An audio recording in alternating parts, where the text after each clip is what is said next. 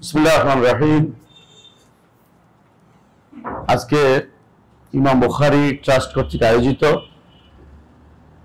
সাপ্তাহিক ইলমি মজলিস, বিষয় কবর আখিরাতের প্রথম ধাপ।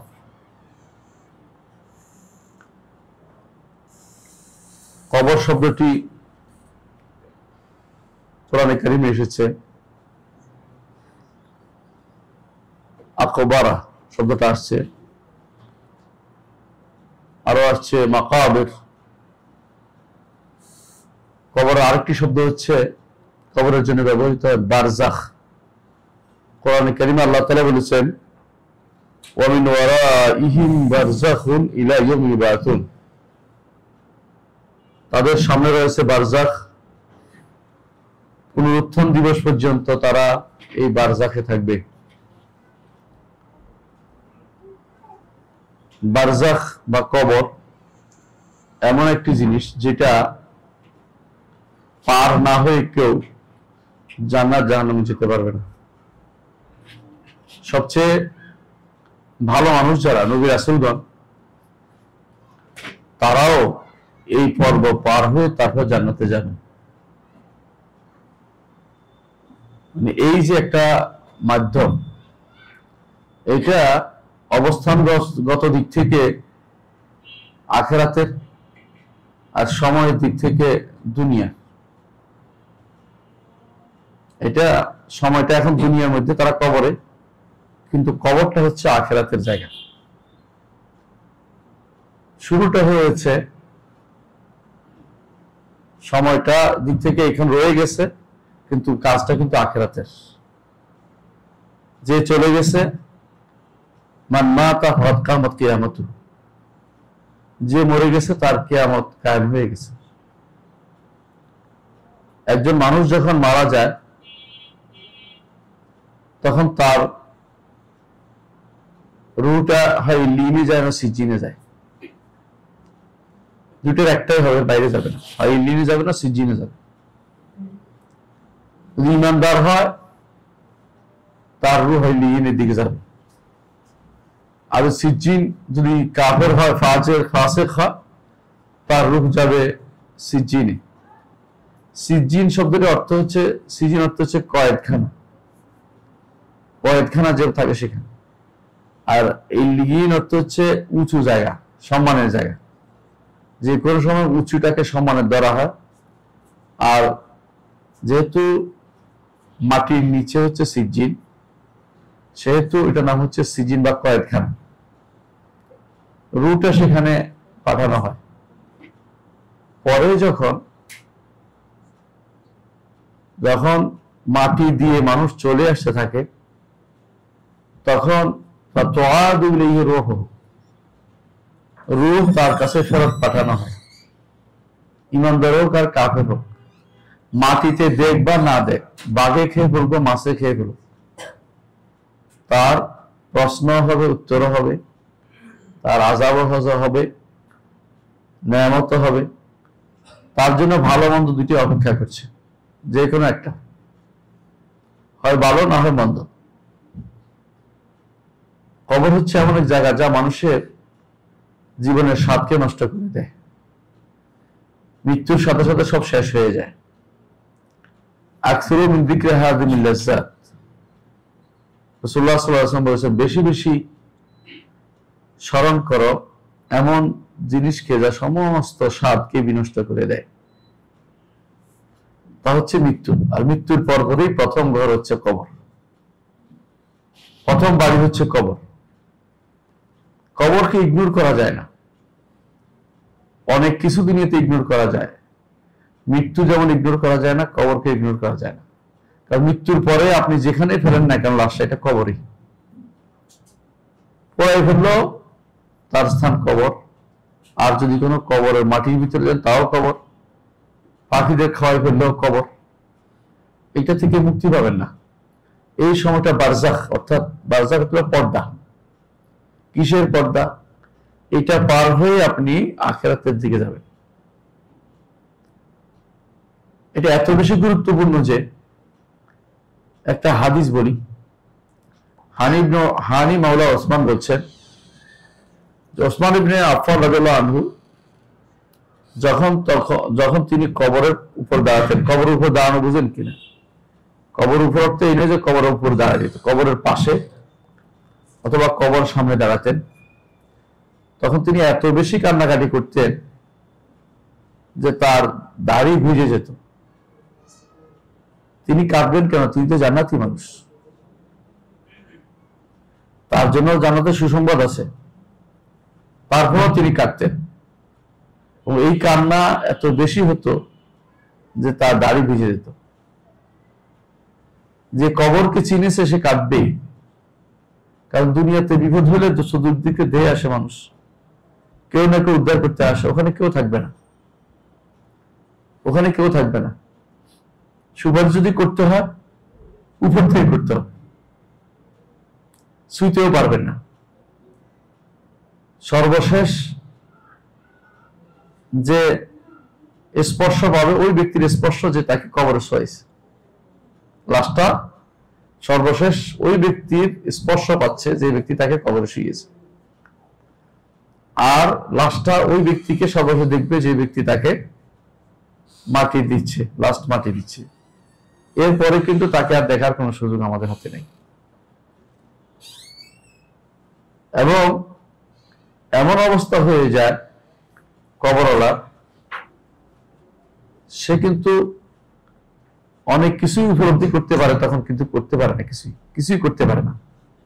উপলব্ধি করলেও উপলব্ধির অনুভূতি প্রকাশ করার মতো অবস্থা থাকে না। ওসমান ইবনে আফফান রাদিয়াল্লাহু আনহুকে বলা হলো, জান্নাত জাহান্নামের কথা বলা হয় আপনি কাঁদেন না, কবরের কথা বলা হয় তখন আপনি কেঁদে দেন,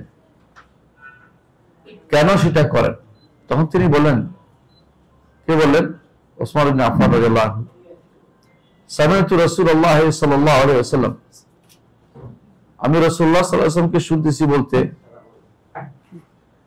যারা ঢুকবেন আদব হচ্ছে মজলিসে জোরে সালাম দিবেন না, এটা শিখে নেন আজকে থেকে।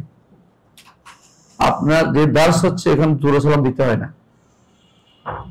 এটা আস্তে সালাম দিয়ে ঢুকবেন, তাতে করে কেউ ঘুম থেকে উঠে জাগ্রত না হয়ে যায়, এরকম সেরকম সালাম দিবেন না। আদবটা শিখে নেওয়া দরকার আমাদের। মজলিসে যেখানে সালাম দেয়া জোরে দেয় না, এটা একটা জোরে সালাম দেওয়া যায় না মজলিসে বসলে। আচ্ছা যাক, মাঝখানে বলে ফেললাম এটা। তো বলছিলাম, ওসমান ইবনে আফফান রাদিয়াল্লাহু আনহু বলেন, আমি রাসূলুল্লাহ সাল্লাল্লাহু আলাইহি ওয়াসাল্লামকে বলতে শুনেছি। কি বলছিলেন? আল কবরু আউয়ালু মানাজিল আখিরাহ, কবর হচ্ছে আখিরাতের যে স্তরগুলি আছে, যে বিভিন্ন জায়গায় থামতে হবে, সের মধ্যে প্রথম স্তর হচ্ছে কবর। প্রথম স্তর হচ্ছে কবর। যদি কবর থেকে বাঁচতে পারে বাকিটা সহজ। এমন কেউ পাবেন না কবর আযাব হয় নাই আবার হাসরের মাঠে আযাব শুরু হয়ে গেছে, এটা না। আপনারা জানেন যে কবরে আযাব হয়, হাসরের মাঠে আযাব হয়, এরপরে যখন জাহান্নামে দেওয়া হবে তখনও আযাব হবে, পুলসিরাত পার হওয়ার সময় আযাব হবে, কাটাকাটি হবে। কিন্তু ওই ব্যক্তি সৌভাগ্যশালী যে ব্যক্তি কবর আযাব হয় নাই। যার কবর আযাব হয় নাই তার আযাবের অবস্থা ভালো, মানে ভালো হয়ে গেছে। এই জন্য কবরের আযাব, কবরের ফিতনা, কবরের পরীক্ষা বিশাল কিছু। কবরের দম্মা চতুর্থে মিলে আসা, কবরের প্রশ্ন উত্তর, কবরের এই জান্নাত থেকে জাহান্নাম থেকে জিনিসপত্র আযাব আসা, জান্নাত থেকে নেয়ামত আসা, এখানে মৃত্যুর পর থেকে সেটা শুরু হয়ে যায়। বিশাল সময় কবর থেকে, কবরের ভিতরে বিশাল সময় তাকে থাকতে হবে। উপরে যত বেশি না থাকছে নিচে বেশি থাকতে পারে। উপরে 70 বছর হলে কবরে 70,000 বছর হইতে পারে। কিয়ামত কায়েম হওয়া পর্যন্ত কবরে সেই বাড়িতে থাকতে হবে। ছোট্ট ঘর, বাইতুদ দুধ, পোকামাকড়ের বাড়ি, বাইতুন নাতাল, দুর্গন্ধের বাড়ি, এমন জায়গা যেখানে অন্ধকার, বাইতুল জুলমা, অন্ধকারের বাড়ি, সেই বাড়িতে প্রত্যেকে আমাদের যেতে হবে। মনে করার কোনো কারণ নাই যে মালাকুল মউত শুধু বৃদ্ধদের কাছে আসে। মালাকুল মউত শুধু পুরুষের কাছে আসে সেটাও না, মালাকুল মউত কখন কার কাছে আসবে কেউ বলতে পারবে না। সুতরাং সার্বক্ষণিক কবরের জন্য কবরের চিন্তা মাথায় থাকতে হবে। এই জন্য দেখেন যখন আপনি শেষ বৈঠকে বসেন তখন বলেন আল্লাহুম্মা আউযুবিকা মিন আযাবিল কবর ওয়া আযাবিন নার ওয়া মিন ফিতনাতিল মাহইয়া ওয়াল মামাত ওয়া মিন ফিতনাতিল মাসিহিদ দাজ্জাল। এবং সকালে দোয়া করার ঠিকানা আছে ওয়া মিন আযাবিল কবর, সকালে দোয়ার ভিতরে আছে। এবং আযাবুল কবর থেকে বাঁচা এত বেশি জরুরি, রাসূলুল্লাহ সাল্লাল্লাহু আলাইহি ওয়াসাল্লাম হাদিসে আসে যে বেশি জরুরি যে রাসূলুল্লাহ সাল্লাল্লাহু আলাইহি ওয়াসাল্লাম নিজে বলতেন যে মা রাআইতু হাওলান আফজা মিনহু, এর চেয়ে ভয়ানক কিছু আমি আর দেখি, এত ভয়ানক জিনিস কবরে যেটা দেখছি। কবরে আসলেই ভয়ানক। কিভাবে দেখছেন রাসূলুল্লাহ সাল্লাল্লাহু আলাইহি ওয়াসাল্লাম, হাদিসটি আপনার মনে আছে কিনা? রাসূলুল্লাহ সাল্লাল্লাহু আলাইহি ওয়াসাল্লামের ছেলে যেদিন মারা যায় সেদিন সূর্যগ্রহণ হয়েছিল। সূর্যগ্রহণের সময় রাসূলুল্লাহ সাল্লাল্লাহু আলাইহি ওয়াসাল্লাম সালাত আদায় করছিলেন আর চোখের সামনে কবর, হাসর, জান্নাত, জাহান্নাম দেখতেছিলেন। এবং তিনি জান্নাতের মধ্যে ঠোকা নিয়ে যাচ্ছিলেন, বলেন আমি নিতে লাগছিলাম দেখে, কিন্তু শেষে মনে করলাম যে এটা তো দুনিয়া। তো সেই সময় তিনি যে দেখেছেন তিনি বলেছেন মা রাআইতু মানজারান কাত ইল্লাল কবর আফজা মিনহু, যত দৃশ্য দেখেছি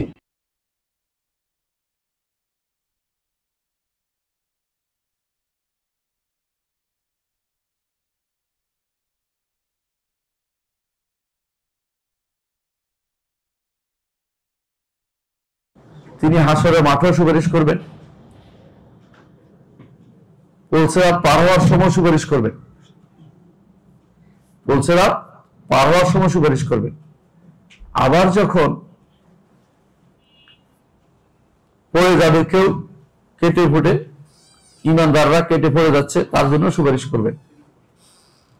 কারো ইমান এবং কারো আমল সমান সমান হয়ে গেছে গুনার সাথে, তার জন্য রসুল সুপারিশ করবে। কত রকমের সুপারিশ হবে, ফেরেশতারাও করবে। কিন্তু কবর এমন এক জায়গা যেখানে আপনার আমল আপনাকে ছায়া দিবে,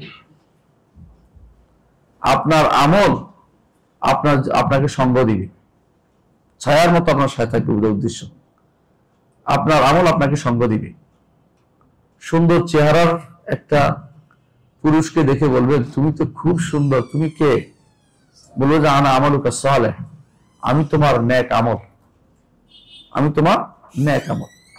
আর যদি কোনো খারাপ আমল হয় তাহলে খুবই বিদ্যুটে ভয়াবহ একজন চিত্র দেখবে, দেখো তুমি কে? আমি তোমার বদ আমল। আপনি আমরা যা যা করে যাই না কেন, আমাদের কিন্তু নেক আমল অথবা বদ আমলের কিছু একটা তৈরি করে যাচ্ছি। এই সঙ্গ থেকে মুক্তি পাওয়া কঠিন যদি না ভালো কিছু করে যাই। রাসূলুল্লাহ সাল্লাল্লাহু আলাইহি ওয়াসাল্লাম কি বললেন? কবর হচ্ছে আখিরাতের স্তর সমূহ, অবস্থানের জায়গা সমূহের প্রথম জায়গা। বা ইন নাজা মিনহু ফামা বাদাহু আইসার মিনহু, এখান থেকে যদি বাঁচতে পারে পরেরগুলি এর চেয়ে সহজ, কবরগুলি এর থেকে সহজ। আপনারা জানেন যে সমস্ত কারণে গুনাহ মাফ হয় তার মধ্যে একটি হচ্ছে কবরের আযাব। ঈমানদারের জন্য, সেটা কাফেরের জন্য না। কোনো কারণে কবরে আযাব হলেও তার গুনাহ কিন্তু মাফ হয়, এবং একটা সময় তার আর গুনাহ না থাকলে আযাব বন্ধ হয়ে যায়। এবং হাসরের মাঠে দ্বিতীয়বার আর আযাবের ব্যবস্থাপনা হয় না। ঈমানদারের লাভ এটাই, মানুষের হকটা শুধুমাত্র তখন দিতে হয়, সেদিন দিতে হবে। ঈমানদার লাভ এটাই।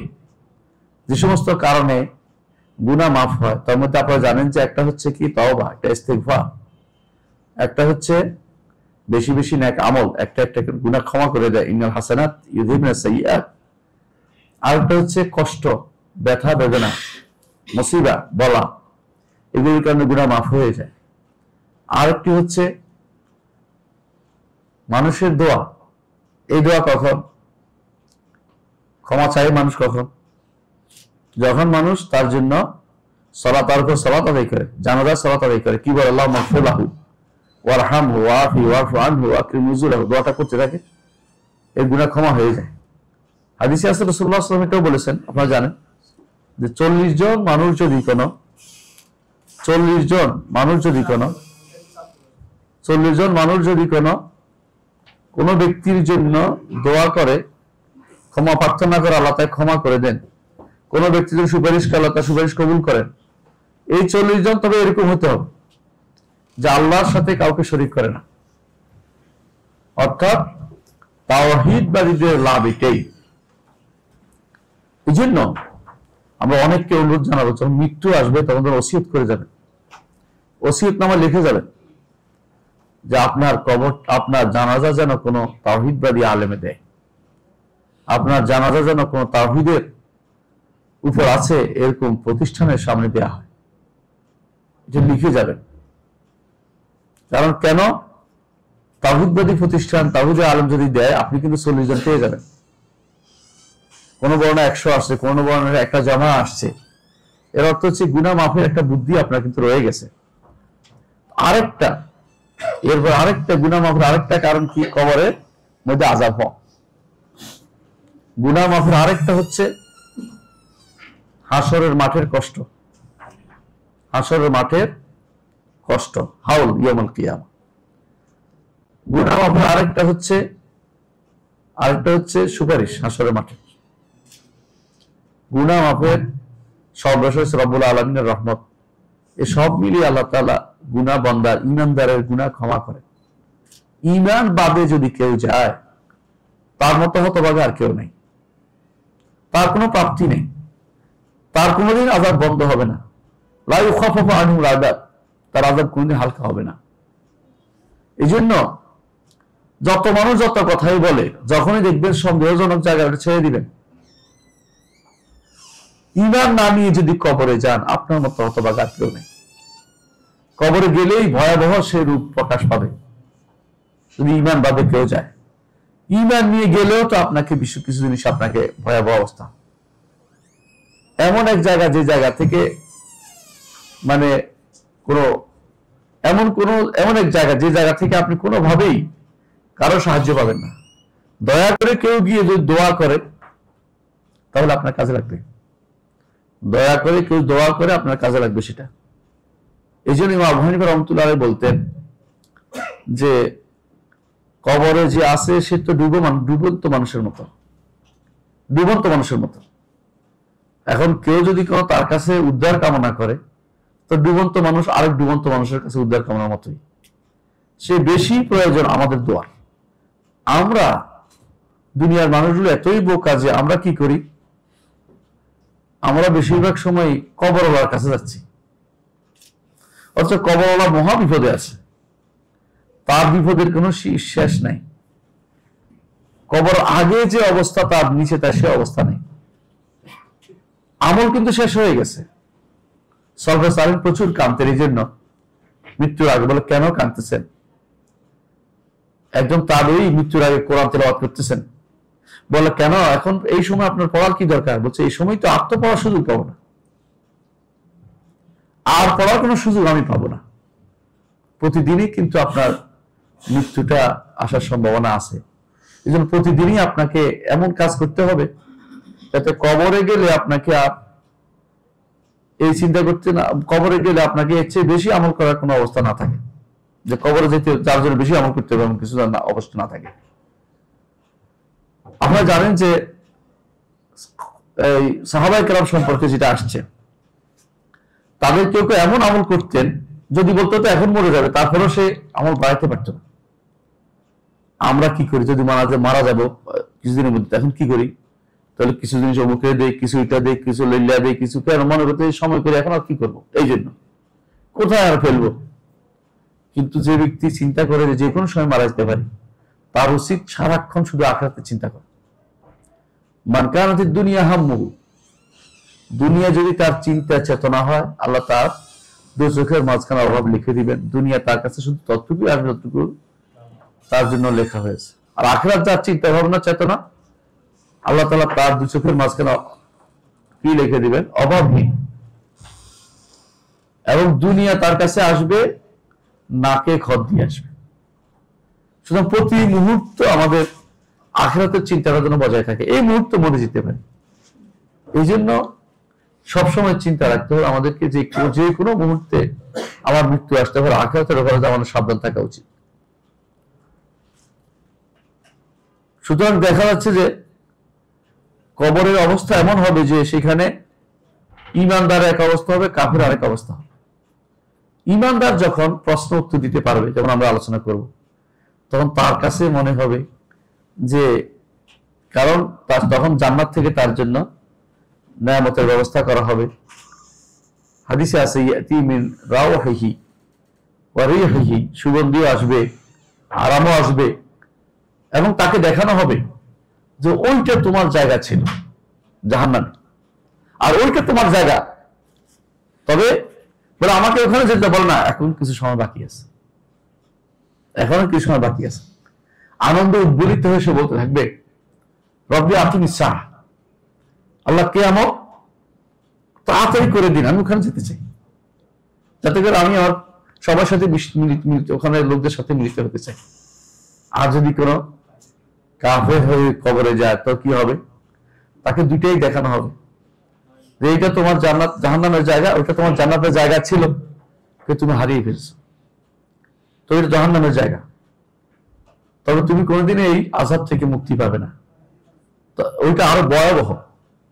তখন সে দেখে বলবে, ইয়া রব লা তুকিমিস সাআহ, কিয়ামত কায়েম করবেন না, কিয়ামত কায়েম করেন না।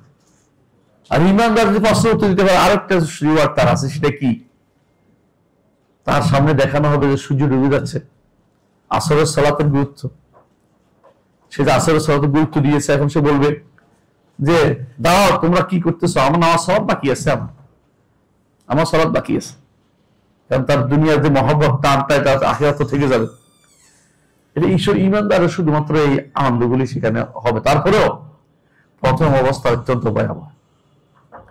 এটা হবে পরের ঘটনা, আগের অবস্থা পার হতে হবে তাকে, অনেকগুলো জায়গা তাকে পার হতে হবে।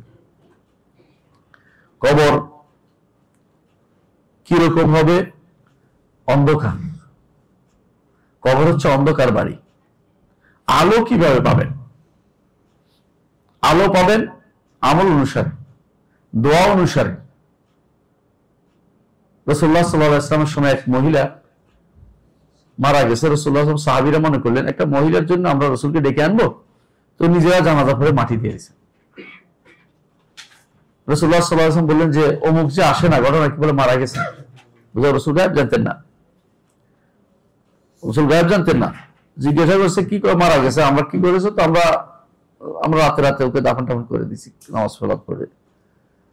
বলছে আমাকে তার কবর দেখিয়ে দাও। কবর কাছে নিয়ে গেল, রাসূল সালাত আদায় করে বললেন যে এই কবরগুলি অন্ধকারে পরিপূর্ণ, আমার দোয়ার কারণে আল্লাহ এগুলিতে আলোকিত করে দিবেন। তো সুতরাং ইমাম বুখারী মুসলিম হাদিসটি বর্ণনা করেছে। তো বোঝা গেল যে কবর অন্ধকার জায়গা। কবর এমন জায়গা যেখানে ঠান্ডা থেকে বাঁচার কোনো পথ নেই, এসি নেই, বা কোনো গরম থেকে বাঁচার কোনো পথ নেই। আপনাকে সেখানে যে অবস্থায় রেখে দেওয়া হয়, এই অবস্থায় আপনি রেখে দিয়ে, আপনাকে যে অবস্থায় রেখে দিয়েছে ওটুকু জায়গার মধ্যে রাখতে হবে।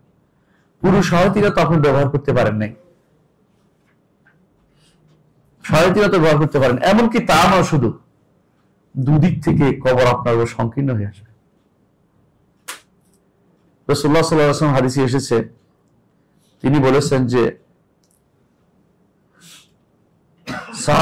সাদ রাদিয়াল্লাহু আনহু সম্পর্কে, সাদ ইবনে মুআয সম্ভবত রাদিয়াল্লাহু আনহু, তিনি যখন মারা গেলেন তার মৃত্যুতে আরশ পর্যন্ত কেঁপে উঠেছিল। আরশ কেন কাঁপছে? খুশিতে। আরশ কাঁপছে, কেঁপে উঠছে খুশিতে।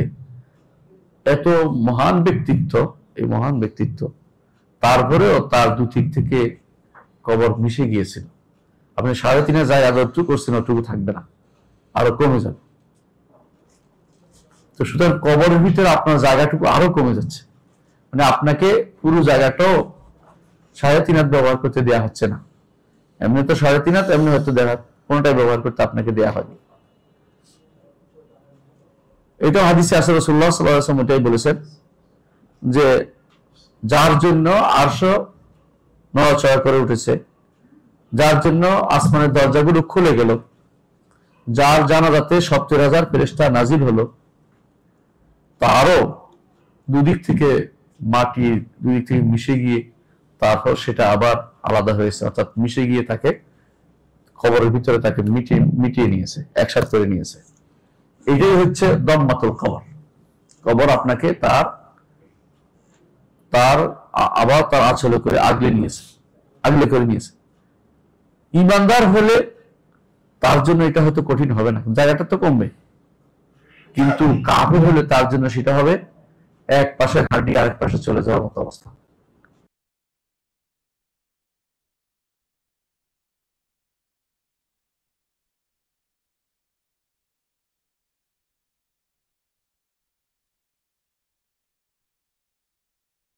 তবে সাদ ইবনে মুআয রাদিয়াল্লাহু আনহু তিনি বাঁচতেন, কারণ তিনি আল্লাহ এত প্রিয় মানুষ হয়েছিলেন।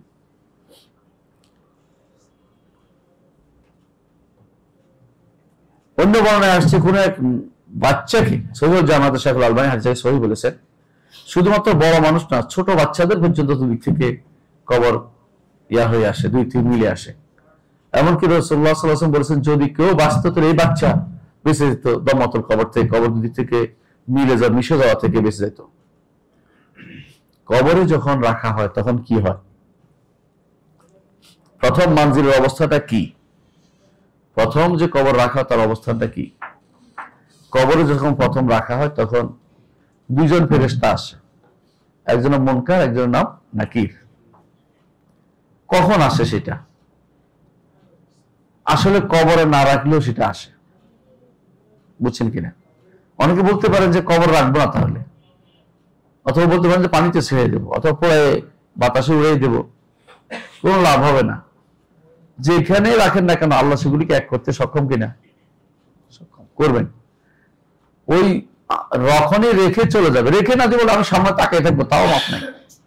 অর্থাৎ যখনই সে মারা যায় তারপরেই নির্দিষ্ট সময়, যেটা আমরা নির্ধারণ করতে পারবো না। যে বর্ণনা আসছে যে ওয়াইন্নাহু লা ইয়াসমাউ কারানি আলিহিম, মানুষরা চলে যাবার সময়েই সে তাদের জুতোর শব্দ শুনতে পায়, তখনই ফেরেশতা চলে আসে। এটা তো খুব অল্প সময় বোঝানোর জন্য সে আসছে, এই জন্য ফ্রিজে রেখে দিল, ফেরেশতা কিন্তু ওখানে চলে আসবে, তাকে প্রশ্ন করা হবে। তিনটি প্রশ্ন তো তাকে করাই হবে। একটি হচ্ছে কি, মা রব্বুকা ওয়া মা দীনুকা ওয়া মান নাবিয়ুকা, তোমার রবকে, তোমার দ্বীনকে, তোমার নবীকে। এই তিন প্রশ্ন প্রেসিডেন্টকেও করা হবে, প্রধানমন্ত্রীকেও করা হবে, প্রধান উপদেষ্টাকেও করা হবে, একজন সাধারণ রিক্সাওয়ালাকেও করা হবে, পয়সাওয়ালাকেও করা হবে, কেউ মাপ নেই। এই তিনটি প্রশ্নের উত্তর যদি দুনিয়াতে সে যথাযথভাবে করে থাকে, তাহলে কাজগুলি করে থাকে, উত্তর অটোমেটিকলি দিতে পারবে। না মুখস্থ করলে কাজ হবে না, ক্যাসেট বাজালেও কাজ হবে না, ক্যাসেট বাজালেও সেখানে কাজ হবে না। উপর থেকে কেউ কেউ আছে, উপর থেকে তাকে জবাব মনে করাই দেয়, দুর্ভাগ্য এদের জন্য। জবাব মনে করানো জিনিস না। আপনি উপরে কি বলতেছেন, কবরের নিচে এটা শুনবে, কোথায় পেলেন আপনি? আপনি শুধু আল্লাহর কাছে চাইতে পারেন। রাসূলুল্লাহ সাল্লাল্লাহু আলাইহি ওয়াসাল্লাম বলেছেন যে সাল্লাল্লাহু আলাইহি তাসবিহ, তার জন্য তোমরা সাবাতের দোয়া করো, প্রশ্ন উত্তর দিতে পারে এই দোয়া করো, প্রশ্নের উত্তর দিতে পারে এই দোয়া করো। আর এই দোয়া করলে আল্লাহ তাআলা কোরআনে বলছেন ইউসাব্বিতুল্লাহু আল্লাযিনা আমানু বিল কাউলি সাবিতি ফিল হায়াতি দুনিয়া ওয়া ফিল আখিরাহ ওয়া ইউদিল্লুহু যালিমিন। ইউসাব্বিতুল্লাহু আল্লাযিনা আমানু বিল কাউলি সাবিতি ফিল হায়াতি দুনিয়া, দুনিয়ার জীবনে কাউল সাবিত দিয়ে, কাউল সাবিত হচ্ছে লা ইলাহা ইল্লাল্লাহ রাব্বি আল্লাহ, জবাব দিতে পারবেন। দুনিয়ার বুকে, অর্থাৎ এখনো দুনিয়াতে আছে, সে আখিরাত আসে নাই, কবরে অফিল আখিরাত, আখিরাতেও সে জবাব দিতে পারবে, অর্থাৎ কাজে লাগবে। আর যারা জালেম তাদেরকে প্রশ্ন উত্তর তাদেরকে দিতে সুবিধা দেওয়া হবে না, কারণ তারা জুলুম করেছে। এই জিনিস মতো শিরক মুশরিক যারা, কাফের যারা, তাদেরকে প্রশ্ন উত্তর দিতে পারবে না। তারা সারা দুনিয়া শিরকের আখড়ায় ভরে গেছে। আপনাদের পূর্ববর্তী লোকদেরকে দেখেন, আপনার আমার পূর্ববর্তী লোকেরা হয়তোবা দেখেন 2 জেনারেশন পূর্বে গিয়ে দেখেন, বেশিরভাগই কিন্তু শিরকে লিপ্ত ছিল। আল্লাহ যদি কোনো কারণে তওবা নসিব না করে থাকে, তাহলে কিন্তু আর কোনদিন ক্ষমা পাবে না তারা। এখন আমরা হয়তো অনেকেই বইপত্র জানছি, বিশুদ্ধ আকীদা জানছি, এই জন্য হয়তো অনেক কিছু জেনে গেছি। একটু চিন্তা করেন তো, আপনার দাদারা পরদাদারা কিন্তু এগুলো জানতে পারেনি। আল্লাহর রহমতের দিকে তাকিয়ে থাকতে হবে। আল্লাহ রহমতের দিকে তাকিয়ে থাকতে, ঈমান নিয়ে গেছে কিনা আমরা জানি না। আর ঈমান এমন এক জিনিস, এটা কিন্তু ভালো করে জানতে হবে। ঈমান এমন এক জিনিস, তা লাগবেই জানাতে যেতে হবে। দুনিয়াতে পরীক্ষা হোক বা আখিরাতে পরীক্ষা হোক, পরীক্ষা উত্তীর্ণ হতেই হবে আপনাকে। আর শিরিক এমন এক জিনিস যার পক্ষে কোনো দলিল প্রমাণ নাই। এই জন্য কেউ যদি শিরিক করে ফেলছে দুনিয়াতে, তার কিন্তু আর রক্ষা নাই, এই জন্য শিরিক যেন না হয়, কুফর যেন না হয়, বড় কুফর না হয়, বড় শিরিক না হয়, বা শিরিক বলতেই না হয়, ছোট শিরিক সহ নিফাক যেন না হয়, এটা সারা জীবন আপনি প্রচেষ্টা চালিয়ে যেতে হবে এটার পিছনে। 2 জন ফেরেশতা আসে, এই 2 জন ফেরেশতা আর এদের কেমন দেখতে কেমন হবে? হাদিসে আছে, রাসূলুল্লাহ সাল্লাল্লাহু আলাইহি ওয়াসাল্লাম বলেছেন, আসওয়াদানি আজরাকানি, কালো হবে এবং নীল হবে। ভীতি দেখা, ভয় আসবেই। ফেরেশতাদের চেহারা সুন্দর, সবই সুন্দর, কিন্তু এই অবস্থা আসা কি জন্য? শুধুমাত্র ঈমানদার শুধু ভয় পাবে না। ওহুম মিন ফাজা ইয়াউমাইযিন আমিনুন লা ইয়াহজুনুহুমুল ফাজাউল আকবার। হাসরের মাঠে যেমন কবরে ঈমানদারে এদের দেখে ভয় পাবে, কিন্তু কাফের দেখে ভীত হবে।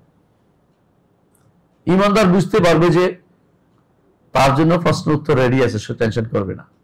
সেখানে প্রশ্ন উত্তর নিজেকেই দিতে হবে, পীরসাব দিতে পারবে না। রাসূল উপর থেকে খাদিজা প্রশ্ন উত্তর দিয়ে দিছে, এই কথা মিথ্যা কথা। এবং এরকম যারা বলে থাকে সবগুলি মিথ্যুক। অমুক হুজুরে অমুক পীরসাবে প্রশ্ন উত্তর দিয়ে দিবে, বিশ্বাস করেন ওখানে গেলে কিছুই পাবেন না, মাঝখানে ঈমানটা শেষ করে দিচ্ছে। ওখানে গেলে শুধু পাবেন কি? আযাব আর গজব সেখানে। তাহলে আপনি তো ঈমান নষ্ট করে গেছেন, যে পীরসাব আপনার প্রশ্ন উত্তর দিবে। যে কথা আল্লাহ রাসূল বলেন নাই, আপনি কেমনে সেটা বললেন? কেউ শিখিয়ে দেয় যে আপনি বলবেন আল্লাহ আল্লাহ আল্লাহ, আপনার জিজ্ঞাসা করতে না পারে যেন। দেখি দুনিয়া ঠাট্টা মশকারি রয়েছে। দুনিয়ার জীবন আপনি যেভাবে হচ্ছে হিলা করবেন, আখিরাতের জীবনে হিলা করে বাঁচে যাবেন। কেউ বলে যে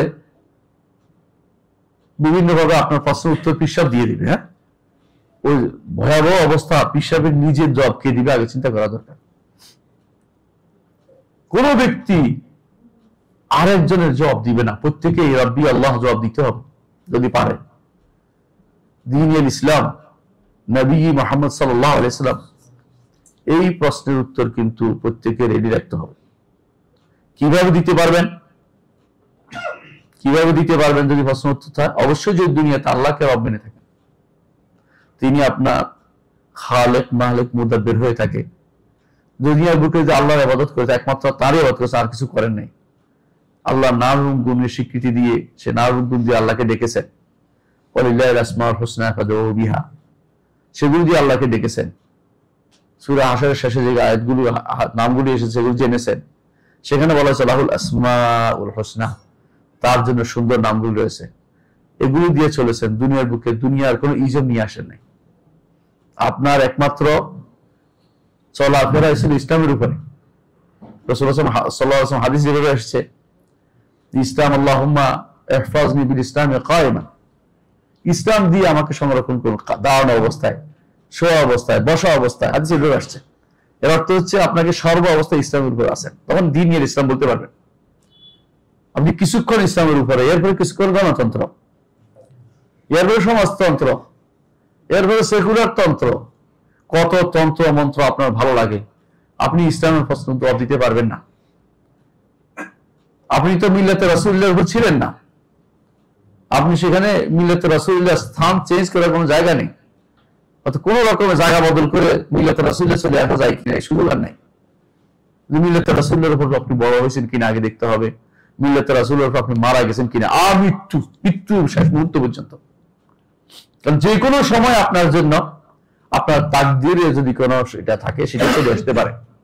এই ভয়ে আপনাকে মৃত্যু পর্যন্ত, শেষ নিঃশ্বাস পর্যন্ত আপনি ভয় রাখবেন যে কখন না শয়তান আমাকে ইয়াতাখাব্বাতানি শাইতানু ইনদাল মাউত, এইটা যেন না হয়। আউযু, আল্লাহর কাছে আশ্রয় চাইবেন, ও আউযু বিকা ইয়াতাখাব্বাতানি শাইতানু ইনদাল মাউত, মৃত্যুর সময় যেন শয়তান আপনাকে তাখাব্বুত সৃষ্টি না করে, উল্টাপাল্টা কথাবার্তা মাথার ভিতরে ঢুকিয়ে না দেয়। ঈমান নিয়ে যেন ঈমান অত্যন্ত শক্তভাবে আপনি পোক্তভাবে, যে সন্দেহজনক না, আমি আমার আল্লাহর সামনে আমাকে যাইতেই হবে, কবর আমাকে প্রশ্ন উত্তর দিতেই হবে। কবরের এইটার যে প্রশ্ন উত্তরের এটার নাম হচ্ছে ফিতনাতুল কবর। ফিতনা শব্দের মূল অর্থ হচ্ছে পরীক্ষা। ফিতনা শব্দের মূল অর্থ হচ্ছে পরীক্ষা। আজ তো অবস্থা এমন দাঁড়িয়েছে, আমরা যদি কখনো বলি যে সহিহ আকীদা ও মানহাজের দিকে আসেন, অনেকে বলে ফিতনা তৈরি করতেছে। হ্যাঁ, অবশ্যই ফিতনা, এটা একটা পরীক্ষা। কে আমাদের কথা শুনবে, ঈমানের কথা, ঈমানের দিকে আসবে, আর কে আসবে না, সেই ফিতনা তৈরি হচ্ছে, কোনো সন্দেহ নাই। এটা অন্য কোনো ফিতনা নয়, ঈমানের পরীক্ষার ফিতনা। ঈমানি পরীক্ষার ফিতনা আপনার তৈরি হয়ে যাবে যদি আপনি শুনেন, তাহলে ভালো, না শুনলে আপনি কিন্তু ফিতনাতে আলা ফিল ফিতনাতে সাকাতু, আপনি পরীক্ষাতে পড়ে গেছেন, ফেল মারছেন, পরীক্ষার মধ্যে আপনি ফেল করে গেছেন, ফেল মেরে গেছেন। সুতরাং যখন আসবে তখন কিন্তু আপনার প্রশ্নের উত্তর রেডি রাখতে হবে। যদি ঈমানদার উত্তর দিবে, আর ঈমানদার উত্তর দিলে কি হবে, ইউনাদি মুনাদি মিনাস সামা, উপর থেকে একজন আহ্বানকারী ডেকে বলবে। কে এসে? আল্লাহ। তিনি কি বলবেন? আন সাদাকা আবদি, আমার বান্দা সত্য বলেছে। প্রশ্নের উত্তর দিতে পারবেন, আমার বান্দা সত্য বলেছে। অন্য বর্ণনায় আসছে, তখন তাকে বলা হবে, সেটা আমরা বলবো যে তার জন্য জান্নাতের ব্যবস্থা করা হবে। অন্য বর্ণনায় আসছে এটা, তাকে জিজ্ঞাসা করা হবে, কাইফা আলিমতা, তুমি কেমন জানলে? উত্তরটা কেমনে মুখস্থ করছো না, কিভাবে জানলে? এটা একটা প্রশ্ন। 4 নম্বর প্রশ্ন এটা। অনেকে আমরা 3 প্রশ্নের কথা উত্তর চিন্তা করি, 4 নম্বর প্রশ্ন চিন্তা করি না। 4 নম্বর প্রশ্ন চিন্তা করি না। 4 নম্বর প্রশ্নের চিন্তাটা খুবই দরকার। কারণ আপনি কিভাবে জানলেন? আপনি কি শুনে জেনেছেন, না পড়ে জেনেছেন? আল্লাহর কিতাব পড়েছেন না পড়েননি, নাকি নিজের পক্ষ থেকে জবাব দিচ্ছেন? এগুলি কিন্তু ওখানে উত্তর দিতে হবে আপনাকে। যদি উত্তর দিতে পারে তখন বলবে, উত্তর দেওয়ার জন্য সে উত্তর দিবে, কি বলবে? কারাতু কিতাবাল্লাহ ওয়া আমিলতু বিমা ফিহি, আল্লাহর কিতাবে পড়ছিলাম এবং এটা অনুসারে আমল করছিলাম, এই জন্য উত্তর দিতে পারছি। কোত্থেকে সেটা বলতে পারলো? এ হচ্ছে ঈমানদারের অবস্থা। এর অর্থ হচ্ছে এই পরীক্ষা কিন্তু সবখানেই কষ্টকর। আমরা যখন ছাত্র জীবনে ছিলাম বলতাম, ছাত্র জীবন বড় মধুর যদি না থাকে পরীক্ষা। যেহেতু কবরে আপনাকে পরীক্ষা দিতে হবে, সেহেতু এটা কিন্তু কঠিন জায়গা। পরীক্ষা যেখানে, এখানে কঠিন। অনেক আছে পরীক্ষার ভয়ে কোনো ডিগ্রি দিতে রাজি নেই, কেন? পরীক্ষা দিতে হবে, বাবা। কিন্তু এই পরীক্ষা তো আপনার লাগবেই। এই পরীক্ষাটা আপনার পরবর্তী জীবনকে নির্ধারণ করে দিয়ে আপনি জান্নাতে যাবেন না জাহান্নামে যাবেন। এই পরীক্ষা যদি ভালো করতে পারেন, পরেরটা ভালো। এই পরীক্ষা খারাপ করলে পরেরটা খারাপ। এই জন্য আমরা সবসময় বলি সালাসাতুল উসুল বইটা পড়তে। শাইখ হোসেন মাহমুদ বিন আব্দুল ওয়াহাব রাহমাতুল্লাহ আলাইহি সালাসাতুল উসুল 3টি মূলনীতি, এই বইটা একেবারে মুখস্থ করবেন। আমি আমার ছাত্রদেরকে মুখস্থ করাই ইসলামী বিশ্ববিদ্যালয় কুষ্টিয়া। তারা মুখস্থ করে শোনায়, তারপরে তাদেরকে আমরা ছোটখাটো দিই, পুরস্কার দিই। কিন্তু তারা না শুনে দিই না। ছোট বই, বেশি বড় না। শুধু মুখস্থ উদ্দেশ্য না। যখনই আপনি এটা থাকবে, আপনি কিন্তু অন্যায়ের দিকে যেতে পারবেন না। আপনার মনে হবে তখন যে না, গাউস কুতুব আবদাল বলতে আসলে কিছু নেই, বুয়া। কোন গাউস কেউ নাই, কোন কুতুব নাই। আবদাল বলতে আলেম বা আমলকে বোঝানো হয়েছে, তিনি আলেম এবং আমল একসাথে।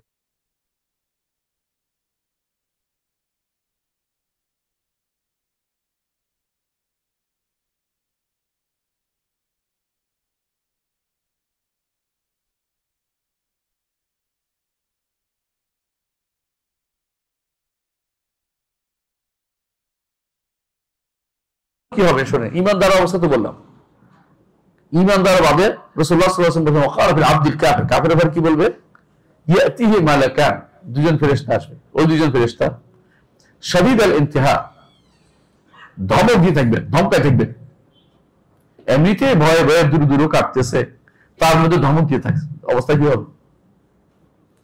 শুধু তাই না, ওয়াইজলিসানি, বসাবে, ওয়াকুলান লাহু, তারা দুজন বলবে মান রাব্বুকা, তোমার রব কে? ফায়াকুলু হা হা লা আদরি, হা হা কেন বলবে বলেন তো? হ্যাঁ, আফসোস না কিন্তু এটা, হ্যাঁ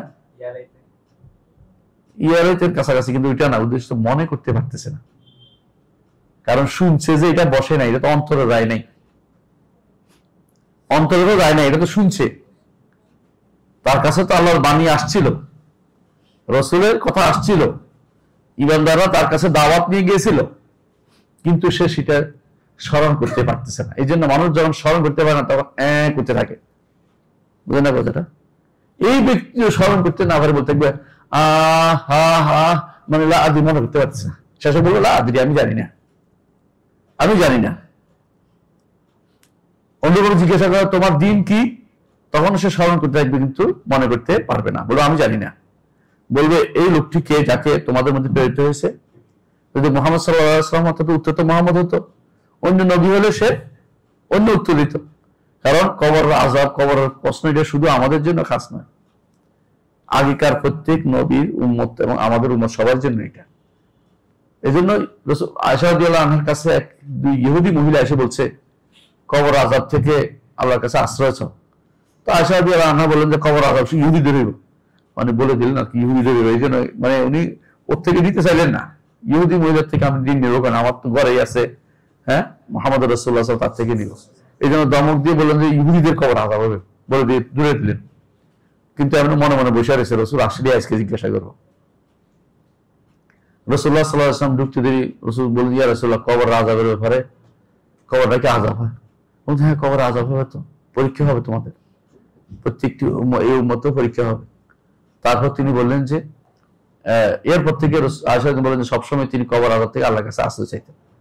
শাইখুল আলবানী রাহমাতুল্লাহ আলাইহি বলেন যেটা ওয়াজিব, শেষ বৈঠকে এই দোয়াটা করা ওয়াজিব। কোনটা? আল্লাহুম্মা ইন্নী আউযু বিকা মিন আযাবিল কবর, এটা বলা ওয়াজিব। তো অনেকে ওয়াজিব না বললেও কিন্তু কথাটা কিন্তু গুরুত্বপূর্ণ বেশি, ইমানদার যদি বুঝে সে ওয়াজিব ওয়াজিব না বলে আর কিছু বলবে না, ওয়াজিব মনে করে নিবে নিজের। গরম পানি পাওয়া যায় কিনা, গরম পানি দিকে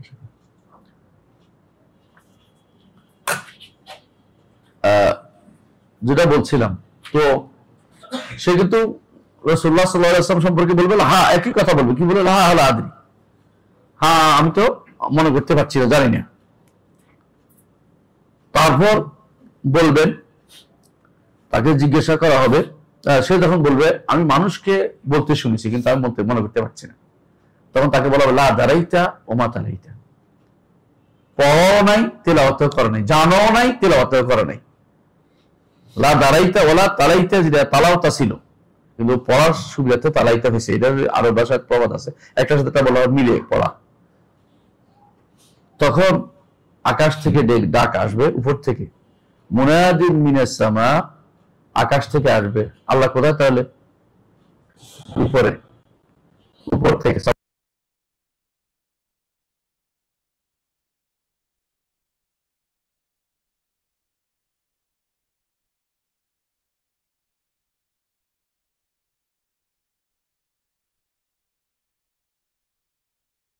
না, মিথ্যুক, তখন তার জন্য কি শাস্তি হবে সেটা অন্য হাদিসে আসছে। এটা হচ্ছে বারা ইবনে আযিব জনবর্ণিত হাদিস, বিখ্যাত হাদিস। এই হাদিসটি এত বেশি বিখ্যাত, সেটা শুরু হয়েছে কোথায় জানেন? হাদিসটা শুরু হয়েছে রাসূলুল্লাহ সাল্লাল্লাহু আলাইহি ওয়াসাল্লাম একজনকে কবরে দিতে গেছেন, এক সাহাবীকে কবরে দেওয়ার পরে বসে আছেন চুপ মেরে, কারণ কবরের কাছে বেশি চিল্লাচিল্লি করা অনুমোদিত না, এটা প্রমাণিত হলো এখানে। কবরের কাছে গান বাদ্য অথবা এমনকি ওখানে বসে বসে সারাক্ষণ ওইটা বাজানো, খাওয়ালি গান, সবই হারাম কাজ। কবরের কাছে চিল্লানোর কোনো নিয়ম নেই। সাহাবায়ে কেরাম বলেন আমরা বসে আসলাম, যেন আমাদের মাথার উপর একটা পাখি, আমাদের পাখি বসেছে, অতএব পাখি বসা অর্থ কি? একদম নড়াচড়া, একদম নিশ্চল হয়ে বসে আছে। রাসূলুল্লাহ সাল্লাল্লাহু আলাইহি ওয়াসাল্লাম তার হাতে একটা লাঠি ছিঁড়ে দিয়ে আস্তে আস্তে করে মাটিতে খোঁড়া করছিলেন আর বলতেছিলেন, একজন মানুষ যখন মৃত্যু অবস্থায় এসে যায়, মৃত্যু মুখে পতিত হয় না, মৃত্যু কোনো মুখের জিনিস না। এটা বাংলা ভাষার সমস্যা, কারণ আমাদের ভাষায় অনেক শব্দ আছে হিন্দুদের শব্দ, এই জন্য বলছি, ঠিক করে নিতে হবে। একজন মানুষের যখন মৃত্যু আসে, তখন যদি জান্নাতি মানুষ হয় তাহলে কি হয়? জান্নাত থেকে তার জন্য কাপড়ের ব্যবস্থা করা হয়, সুগন্ধির ব্যবস্থা করা হয়, এবং এমন দূরত্বে বসে যায় মালাকুল মউত এবং তার সাথীরা, এমন দূরত্বে বসে যায় মালাকুল মউত এবং তার সাথীরা, যেখান থেকে তাকে দেখতে পায়, তাকে দেখে খুশি হয়ে যায়, সুন্দর সুরতে, দেখতে ভালো, খুশি হয়ে যায়, বলতে থাকে যে ওদেরকে আসতে দাও। অনেক সময় মানুষ বলে, মনে এরা আসবে না, ওরা তো ওখানে বসে আছে। সেখান থেকে তারা বলতে ডাকতে থাকে যে ভালো রূপ, তুমি আল্লাহ রহমতের এবং আল্লাহ রেদওয়ান, আল্লাহ সন্তুষ্টিতে বেরিয়ে চলে আসে। তখন পানির কলসি থেকে এক ফোঁটা পানি যেমন বেরিয়ে আসে,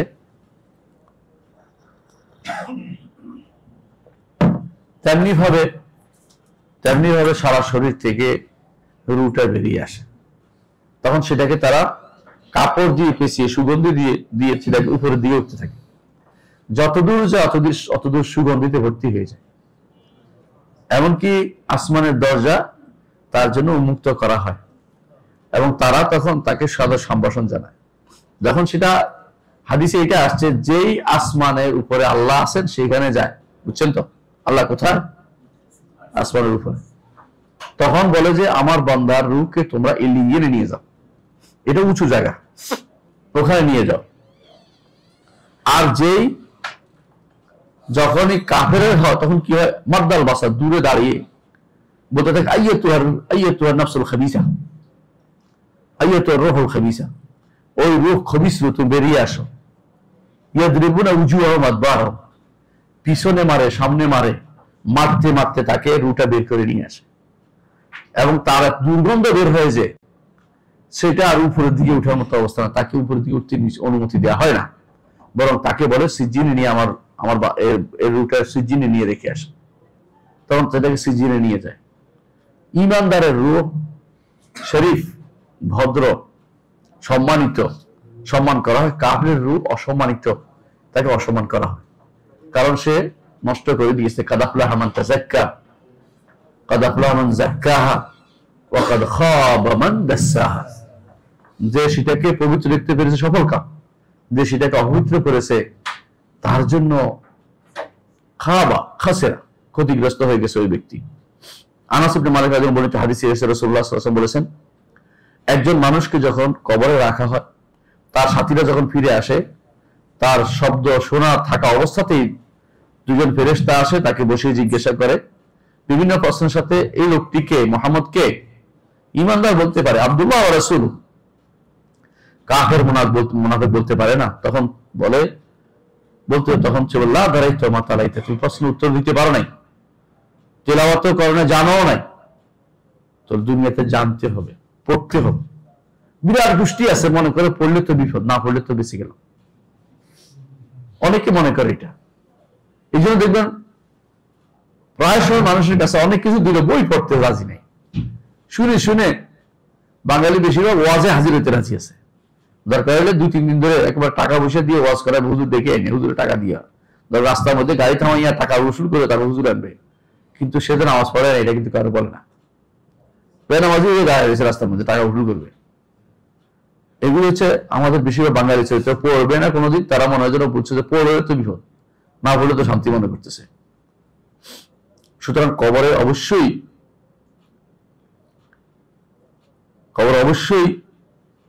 কি হবে? আমাদের ফিতনা হবে, পরীক্ষা হবে। পরীক্ষার পরেই কি শেষ?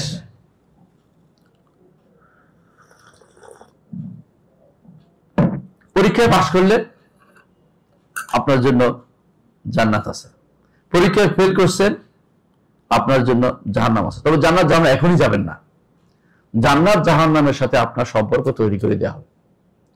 বলতে পারেন রাসূলুল্লাহ সাল্লাল্লাহু আলাইহি ওয়াসাল্লাম মেরাজের রাত্রিতে তো দেখেছেন কেউ জান্নাতে কেউ জাহান্নাম দেখেছেন না? আপনি ভালো করে জানেন যে যাদেরকে দেখেছেন তারা কিন্তু জান্নাতে যাদেরকে দেখেছেন দুনিয়াতে এখনো একজনকে বেলাল, একজনকে ওমর রাদিয়াল্লাহু আনহু, এই সবই তো দুনিয়াতেই ছিলেন, তাহলে তাকে দেখানো হয়েছে তার অবস্থা কি হবে না, জাহান্নামেও কার কি হবে একটা রাসূলুল্লাহ সাল্লাল্লাহু আলাইহি ওয়াসাল্লামকে সেটা দেখানো হয়েছে। কারণ সময়ের যে স্পেসের জায়গাটা এটা তো আমাদের সাথে রিলেটেড, আল্লাহর সাথে রিলেটেড না। কথা বুঝছেন কিনা? আল্লাহ আমাদেরকে এটা দিয়ে বেঁধে দিয়েছেন, এই জন্য আমাদের জন্য তিনি সময়ের ব্যবস্থাপনা করে দিয়েছেন। সময় তো আমাদের জন্য তিনি তৈরি করেছেন। এক এক গ্রহে এক এক রকম সময় থাকতে পারে, অসম্ভব কিছু না। আমাদের জন্য সময়ের যে ব্যবস্থাপনা করেছেন সেটা অনুসারে আমাদের চলতে হবে। এই জন্য সূর্য যখন থেমে যাবে, সূর্য থেমে যাবে না, হাদিসে আছে রাসূলুল্লাহ সাল্লাল্লাহু আলাইহি ওয়াসাল্লাম বলেছেন একদিন হবে 1 বছরের মতো। হাদিসে আছে তো। এই সময় কি একদিন নামাজ পড়লে চলবে একবার?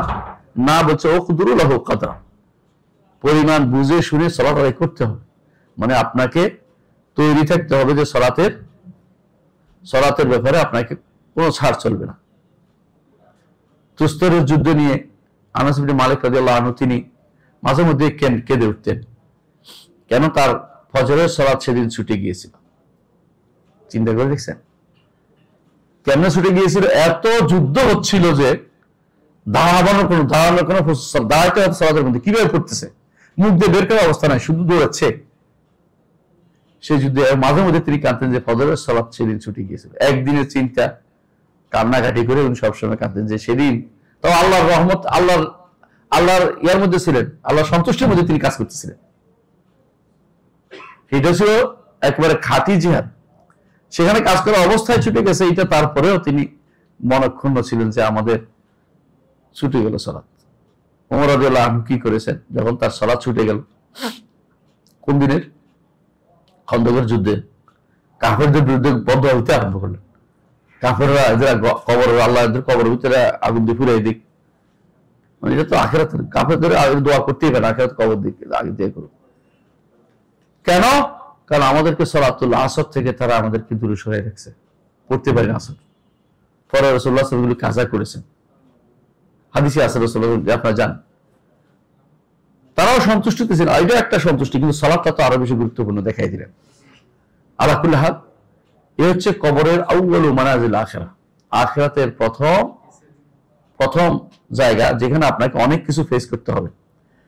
একটা বলছি যেটা আপনাকে ফেস করতে হবে, সেখানে কবরের আযাবে এর পরে তারপর হচ্ছে আযাব। কি কি কারণে আযাব হয়, কবর আযাব কি কি কারণে হয়, কবর আযাব কি আসলে আছে কিনা। বাংলাদেশে যে সমস্ত নতুন ফিতনা বের হয়েছে এর মধ্যে একটা হচ্ছে হাদিস অস্বীকারের ফিতনা। এরা কবর আযাবকে অস্বীকার করে। অস্বীকার করলে কি এটা নাই হয়ে যাবে? কেউ যদি আল্লাহকে অস্বীকার করে আল্লাহ নাই হয়ে যাবেন? জাহান্নামকে অস্বীকার করলে জান্নাতকে অস্বীকার করে নাই হয়ে যাবে? কখনো না। তাহলে বোঝা গেল যে এরা কবর আযাবকে অস্বীকার করলেই সেটা কি হয়ে যাবে? বন্ধ হয়ে যাবে না। কবর আযাব এমন একটি জিনিস যেটা মুতাওয়াতির, কোরআন দিয়ে সাব্যস্ত, হাদিস মুতাওয়াতির হাদিস দিয়ে সাব্যস্ত। কবর আযাব হবে এটা মুতাওয়াতির, কোরআন দিয়ে সাব্যস্ত, মুতাওয়াতির হাদিস দিয়ে সাব্যস্ত। আলেমরা এটাকে বলছেন আহাদিসু আযাবুল কবর মুতাওয়াতিরা ওয়া নাঈম। কবর আযাব এবং নাঈমের কথাটা মুতাওয়াতির। মুতাওয়াতির বুঝছেন কিনা? মুতাওয়াতির হচ্ছে এমন বিষয় যে যেখানে সন্দেহের কোনো সুযোগ নাই, এমন এত লোকে বর্ণনা করছে যে এটা মানে নিতেই হবে আপনাকে। এমনিতেই আহাদও মানতে হবে আপনাকে, একক বর্ণনাও মানতে হবে। তো বেশি বর্ণনার গুরুত্ব কি? আরো বেশি শক্তিশালী হলো, এটাই উদ্দেশ্য। রাসূলের হাদিস যদি কোনো সহিহ সনদে আসে সেটা মানতেই হবে, এটা ইয়াকিনের ফায়দা দেয়, জন নাই। এত পরীক্ষার পরে যে হাদিসটি আপনার কাছে সহিহ সনদে এসে পড়ছে, আপনাকে মনে করতে হবে এটা নেয়ামত। এখানে জন বা সব ধারণার কিছু নেই। যে কেউ ধারণার কথা বলবে ভুল বলছে, এবং তারা বিশুদ্ধ আকীদার লোক নয় বলেই ধারণার কথা বলবে। বিশুদ্ধ আকীদা এই জন্য জীবনের বড় নেয়ামত। বিশুদ্ধ আকীদা ও মানহাজ একটা বড় নেয়ামত। যদি এটা না পান, যে কোনো সময় মানুষ ভুল করতে পারে। কবর আযাব কি কি কারণে হয়? কবর আযাব কি কি কারণে হয়? কবর আযাব কোরআনে উল্লেখ করা হয়েছে। কোরআনে উল্লেখ করা হয়েছে আন্নারু ইউরাদুনা আলাইহা গুদুওয়া ওয়া আশিয়া ওয়া ইয়াওমা তাকুমুস সাআতু আদখিলু আলা ফিরআউনা আশাদাল আযাব।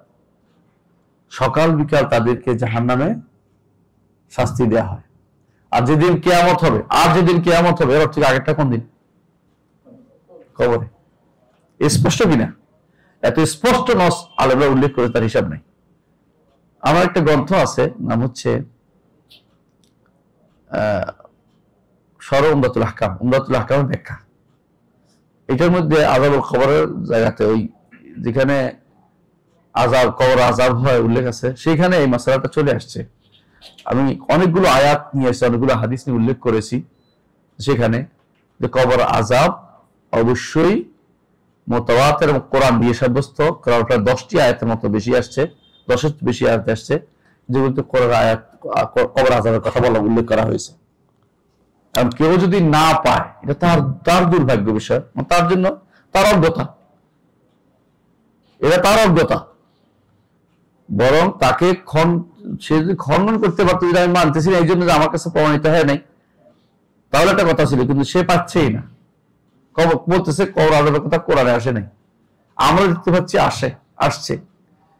কোরআন না আসলেও হাদিসে আসছে। আমাদের নিকট হাদিসে আসলেও এটা কি আকীদার বিষয় হয়, মুতাওয়াতির বিষয় হতে হবে জরুরি না, এটা আহাদ হলেও হয়।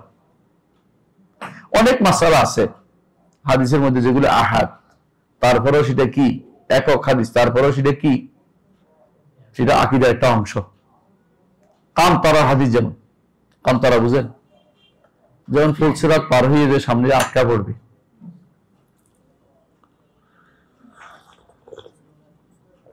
আরবরা বলে তাজাওয়াজাত কামতারা, অমুকে কামতারা পার হয়ে গেছে। কামতারা অর্থ হলো এমন জায়গা যেটা পার হলে ফিরে আসার সুযোগ নেই। ফুলসিরাত পার হইলে একটা জায়গায় ইমানদারদের আটকে দেওয়া হবে, কারণ ফুলসিরাতের পরে ইমানদার আছে আর কেউ নাই, বাকিরা কই পড়ে গেছে। কাফের আগেই যে সমস্ত কাফের ছিল, তারা প্রত্যেকে যে যার পূজা করতো, এটা অনুসরণ করে লেফট করতে করতে জাহান্নামে চলে গেছে হাসরের মাঠ থেকে। বাকি থাকবে ইমানদার এবং মুনাফিকরা ইমানদারদের সাথে সাথে চলবে, বুঝতে পারবে না দুনিয়া তো একসাথে ছিল। সূরা মুজাদালা অথবা হাদীদে আসছে, তখন বলবে যে আনজিরুনা নাকতাবিস মিন নূরিকুম, আমাদেরকে একটু অপেক্ষা করো না, তোমাদের আলো দিয়ে পার হইতে চাই আমরা।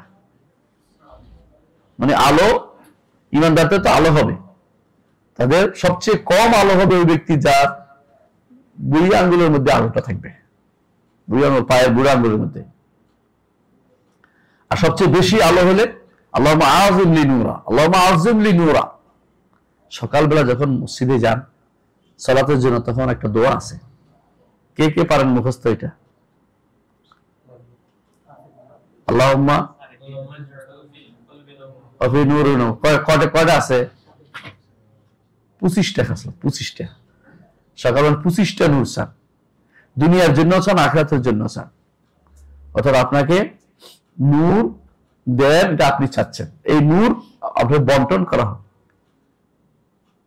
ওই যে আল্লাহকুম নূরান তামশুনা বিহি, দুনিয়াতেও আখিরাতেও আপনি নূর পাবেন, ঈমান অনুসারে আপনি নূর পাবেন। তো সেদিন মুনাফিকরা আটকে যাবে হাশরের মাঠে। মুনাফিকরা নিতে চাইবে, বলবে কি রাজ্য ওরা, পিছন দিকে তাকাও, তোমরা সারাদিন পিছন দিকে তাকাইছিলা, ঈমান আনতে গিয়ে একবার ওইদিকে একবার ওইদিকে পিছন দিকে তাকাইছিলা, দিকে দেখাও নূর পাও কিনা। কিন্তু পিছন দিকে তাকাইলে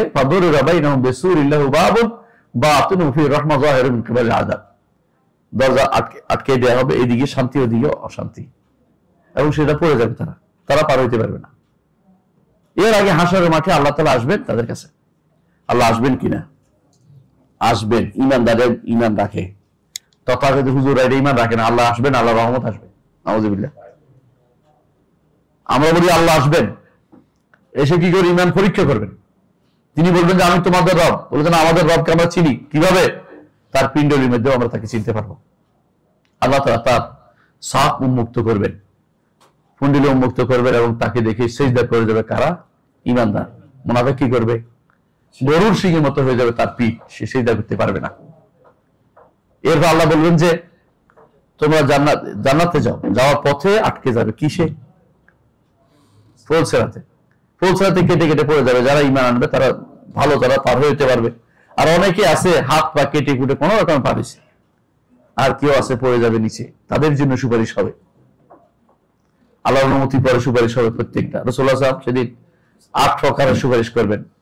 সেদিন ফেরেশতারা করবে, নেককার বান্দারা করবে, কিন্তু সবই আল্লাহর অনুমতির পরে হবে। যেটা বলছিলাম, পার হওয়ার পরে এক জায়গায় আটকায় দেবেন, নাম হচ্ছে কান্তরা। কান্তরা মানে কি? ছোট ফুল, ছোট ফুল, এটা আমরা কান্তরা বলে। এই কান্তরা যদি কেউ পার হয়ে যায় তো তার আর কোনো সমস্যা নেই, জান্নাত ছাড়া কিছু নাই। আটকে দিবে কেন? এই আটকার মধ্যে জিজ্ঞাসা করো তুমি যে ওর প্রতি মনে মনে বিদ্বেষ রাখছিলে, ওটা শেষ করে দাও। ওয়ানাযানা মা ফি সুদুরিহিম মিন গিল্লিন ইখওয়ানান আলা সুরুরিন মুতাকাবিলিন। ভাই ভাই হবে, খাটের উপর বসে পরস্পর সামনাসামনি থাকবে। মুআবিয়া রাদিয়াল্লাহু আনহু এবং আলী রাদিয়াল্লাহু আনহুর অবস্থা কেমন হবে বলেন তো? ভাই ভাই হয়ে সামনাসামনি থাকবে। তালহা জুবাইর এবং আলী রাদিয়াল্লাহু আনহু একই অবস্থা। মাঝখান দিয়ে কয়জন ধ্বংস হয়েছে? বিশাল গোষ্ঠী ধ্বংস হয়ে গেছে। শিয়া গোষ্ঠী ধ্বংস হয়ে গেছে, খারেজি গোষ্ঠী ধ্বংস হয়ে গেছে, কাদারি গোষ্ঠী ধ্বংস হয়ে গেছে।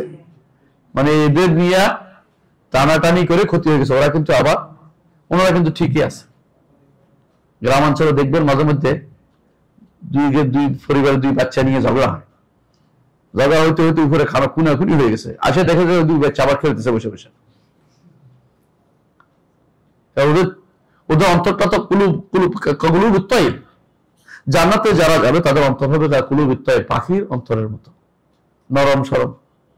পাখির অন্তরের ভিতরে হিংসা বিদ্বেষের জিনিসটা নাই। তারা সেরকম অন্তর নিয়ে সেখানে জান্নাতে চলে যাচ্ছে। আর আপনি বিদ্বেষ ভরা, সাহাবায়ে কেরামের বিরুদ্ধে বিদ্বেষ ভরা গোষ্ঠী, এরা কারা? শিয়ারা, খারেজিরা এবং তথাকথিত এখনকার সময় কোন কোন দলের লোকেরা। সাহাবায়ে কেরামের বিরুদ্ধে তাদের কোত্থেকে এই বিদ্বেষ চলে আসলো? দুর্ভাগ্যের বিষয়টা। এটা হচ্ছে দুর্ভাগ্যের জায়গা এটা, যে যার কেউ সাহাবায়ে কেরামের বিরুদ্ধে গেছে বুঝতে পারবেন তার জন্য ভালো কিছু অপেক্ষা করে নাই, তার জন্য ভালো কিছু অপেক্ষা করে নাই। কবর আযাবের উপরে আপনি দেখবেন কোরআনে কারীম আল্লাহ তাআলা বলছেন ইযু যালামুনা ফি গামারাতিল মাউত ওয়াল মালায়েকাতু বাসিতু আইদিহিম আখরিজু আনফুসাকুম আল ইয়াওমা তুজজাউনা আযাবাল হুন। আজকে শাস্তি দেব, কবর বের করে আনছি, শাস্তি দেব। এটা এর অর্থ হচ্ছে কি? কবরের আযাব রয়েছে। এবং অনেকগুলো আয়াত আছে, আমি সেগুলো উল্লেখ করতে চাচ্ছি না। আমি শুধু এটাই বলবো, হাদিস আছে রাসূলুল্লাহ সাল্লাল্লাহু আলাইহি ওয়াসাল্লাম বলেছেন ইন্না আহলাল কুবুর ইউআযাবুনা ফি কুবুরিহিম। কবর আযাব হবে বিভিন্ন কারণে। তার মধ্যে রাসূল সাল্লাল্লাহু নিজে শুনতেন আওয়াজগুলো, আযাবগুলো তিনি শুনতে পেতেন। যে সমস্ত কারণে আযাব হয় তার মধ্যে একটা হচ্ছে কি? শিরক, বড় কারণ। শিরকে কুফরের চেয়ে বড় কোনো কারণ নাই আযাব হওয়ার। দুর্ভাগ্যবশত আমরা উল্লেখ করি বেশি কি? হ্যাঁ, আমরা বেশিরভাগ উল্লেখ করি পেশাব থেকে বাঁচে না, কিন্তু শিরক কুফরের কথা কেউ বলে না। শিরক কুফরতে কেউ বলে না যে শিরক কুফর করলে আযাব হয়, এটা বলে না। যে সমস্ত কারণে আযাব হবে এর মধ্যে 1 নম্বর কারণ হচ্ছে শিরক করা, কুফর করা। 2 নম্বর হচ্ছে নেফাক করা, মুনাফিক কারণে আযাব হবে। 3 নম্বর হচ্ছে সগলখুরি করা, পেশাব থেকে না বাঁচা। 4 নম্বর হচ্ছে সরকারি সম্পত্তি আত্মসাৎ করা। কত কোটি টাকা বিদেশে পাচার করছে? 93 বিলিয়ন।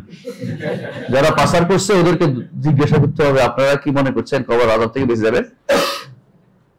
প্রত্যেকটা দিন ফেরত দিতে হবে। সরকারি সম্পত্তি আত্মসাতের বিষয়টা কি জানেন তো? একজন সাহাবী রাসূলুল্লাহ সাল্লাল্লাহু আলাইহি ওয়াসাল্লামের খাদেম ছিলেন, খাদেম সাহাবী। তারপরেও একটা তীর এসে তাকে মেরে ফেলছে। সবাই বলতেছিল কি বলতেছিল? যে জান্নাতি জান্নাতি। তিনি বলছেন না, সে যে ওখান থেকে একটা জিনিস চুরি করছিল ওইটা তো ফেরত দেয় নাই, সরকারি সম্পত্তি গনিমতের মাল থেকে।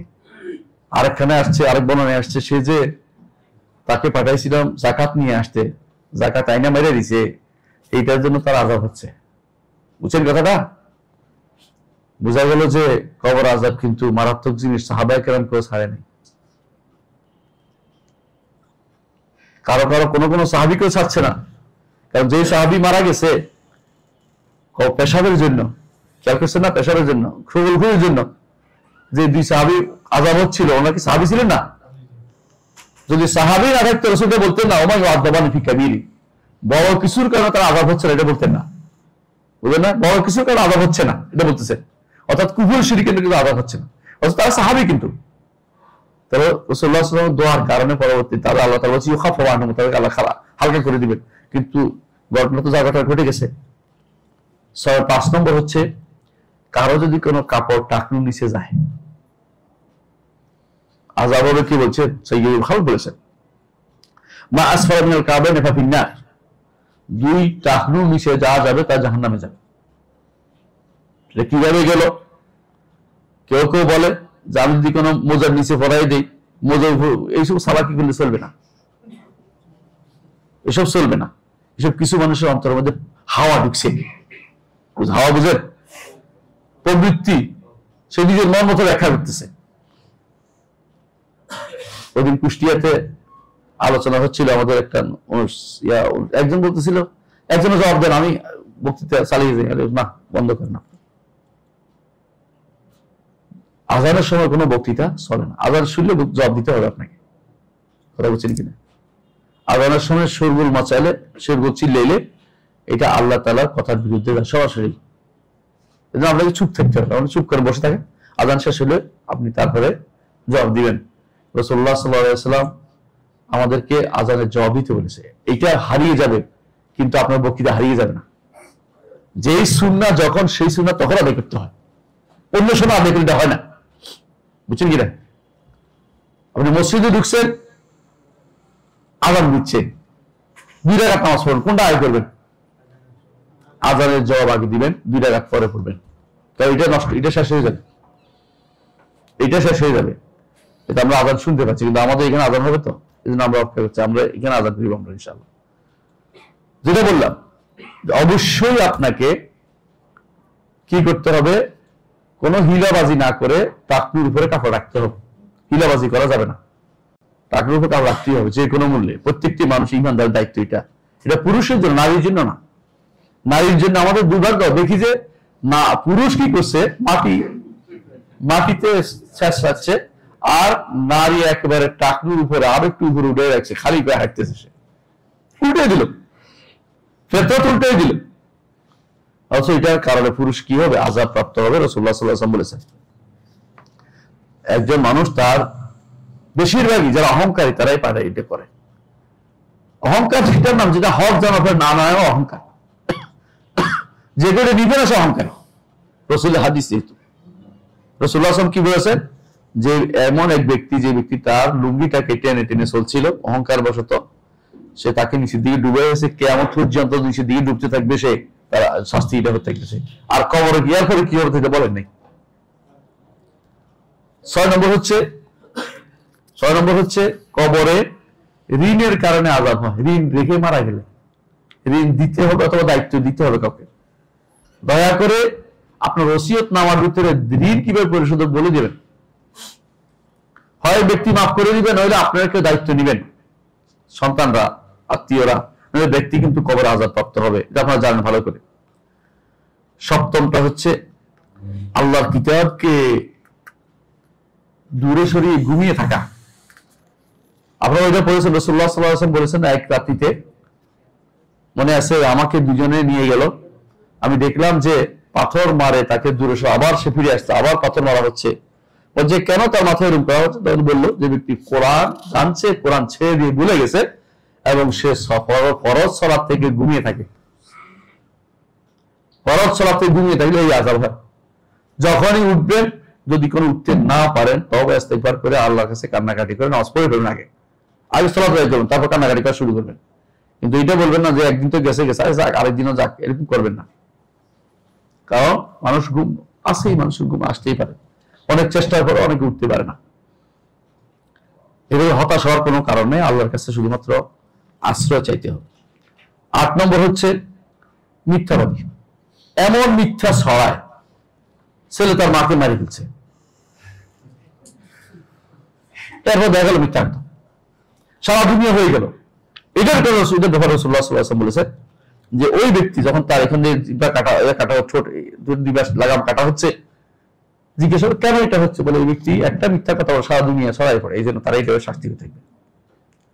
কাফা বিল মারই কাযিবা ইউহাদ্দিসু বিকুল্লি মা সামিআ। একজন মানুষের মৃত্যু হওয়ার জন্য যথেষ্ট, যা শুনে তাই প্রচার করা। ইয়া আইয়ুহাল্লাযীনা আমানু জাআকুম ফাসিকুম বিনাবাইয়িন ফাতাবায়ানু। ঈমানদারগণ, যখন তোমাদের কাছে ফাসিক ফাজেররা কোনো সংবাদ নিয়ে আসে, অবশ্যই পরীক্ষা করে দেখবে।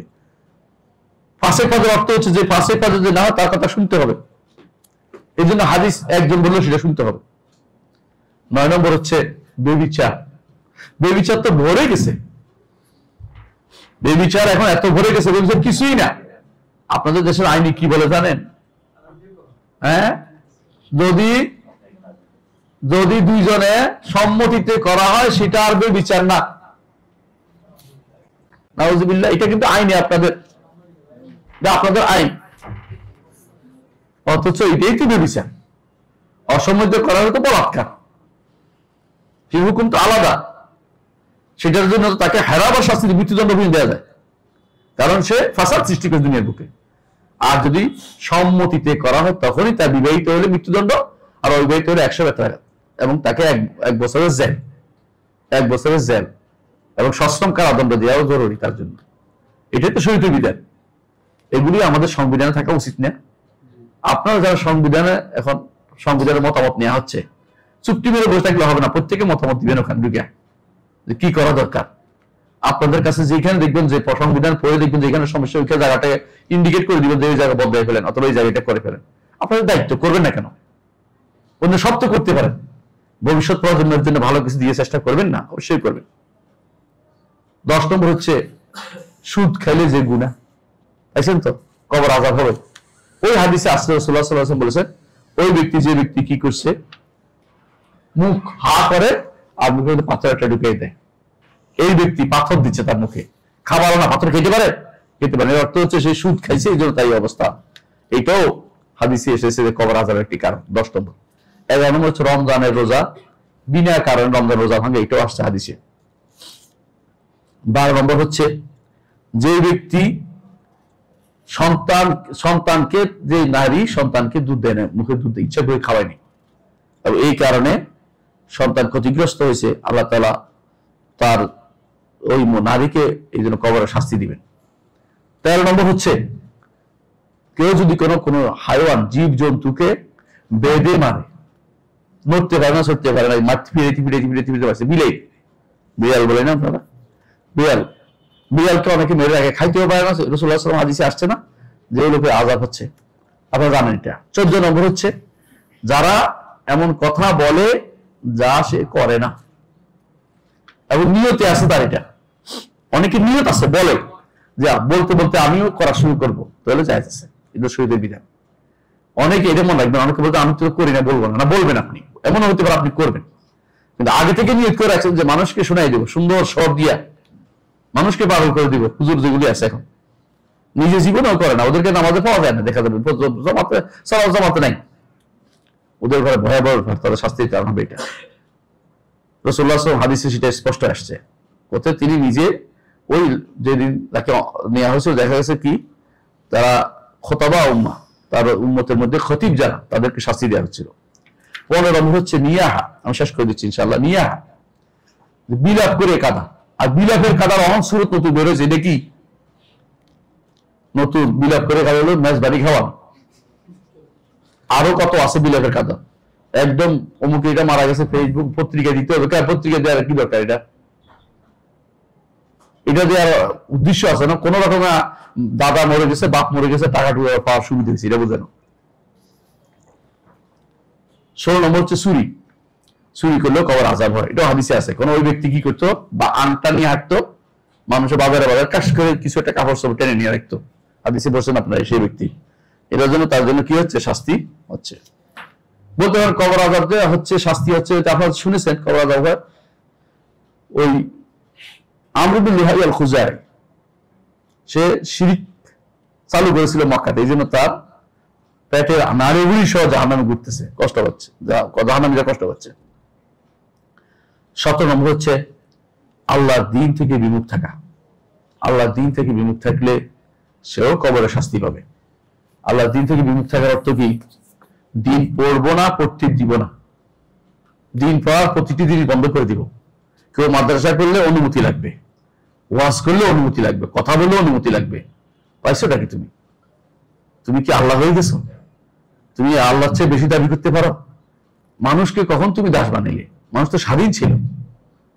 এই মানুষগুলো যেগুলো নাম বলেছি, এই 17 রকমের মানুষ হাদিসে কোরআনে কারীম এদেরকে আযাবের কথা উল্লেখ করে, যে আযাব হবে কবরে। মৌলিকভাবে শিরিক কুফর থাকলে সে আযাব কোনোদিন বন্ধ হবে না। আর এই আযাবগুলো কখনো করে ঈমান থাকলে ঈমানের কারণে এগুলি বন্ধ হবে অনেকগুলো। ওরা বুঝাতে পারছি? একটা হচ্ছে দায়েম শাস্তি, এটা হলো দায়েম শাস্তি। প্রিয় ভাইরা, কবর এমন এক জায়গা, যে জায়গাটা আসলে খুবই জটিল জায়গা, খুবই জটিল জায়গা। মানুষ কিন্তু এটা পার না হয়ে যেতে পারছে না কোনোভাবেই। অন্ধকার জায়গা, পোকামাকড়ের জায়গা, খুলি পড়ে থাকার জায়গা, খাবার কিছু সব রকমের ক্ষতির জায়গা, সেটা গন্ধ জায়গা, দুর্গন্ধের জায়গা, চিপা জায়গা, সব। এই কবর থেকে যদি আপনি কবরকে আলোকিত করতে চান এবং দিন শিখতে চান, আপনি কবরটাকে মোনাওয়ার করতে চান, আলোকিত করতে চান, এবং কবরটাকে যথাযথভাবে কবরের জীবনটাকে আপনি জান্নাতি জীবন বানাতে চান, অবশ্যই আপনাকে দুনিয়ার উপরে আল্লাহকে রব, মুহাম্মদ সাল্লাল্লাহু আলাইহি ওয়াসাল্লামকে নবী এবং আল্লাহর দ্বীন ইসলামকে নিয়ে সন্তুষ্ট প্রকাশ করতে হবে। বলতে হবে সকাল বিকাল, রাদিতু বিল্লাহি রাব্বান ওয়া বিল ইসলামি দীনান ওয়া বি মুহাম্মাদিন নাবিয়্যান।